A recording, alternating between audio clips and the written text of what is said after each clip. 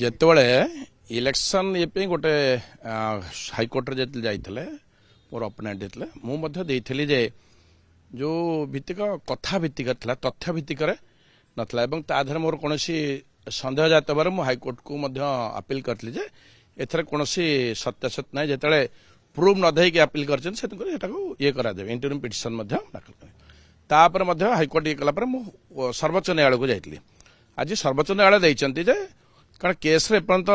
विचाराधीन अच्छे पर्यंत ये नहीं तथ्य भित्तिक हवा दरकार कारण तार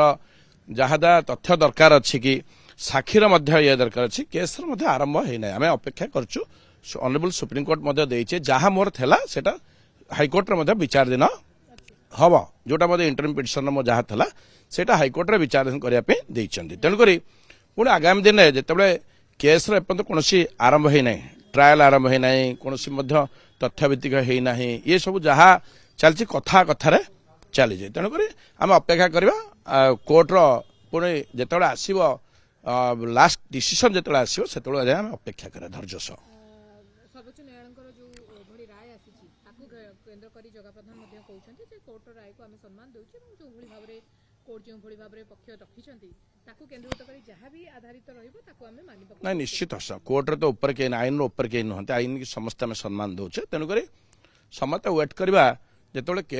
केस ट्रायल हम केस हम साक्ष्य ने तथ्य ने आम देखा कौन कौन अच्छी कौन ना मोर जो इंटरव्यू पिटिशन अच्छी से दाखल करी हाईकोर्ट दाखल करी हम से फाइनाल डिसीजन अच्छे जाना।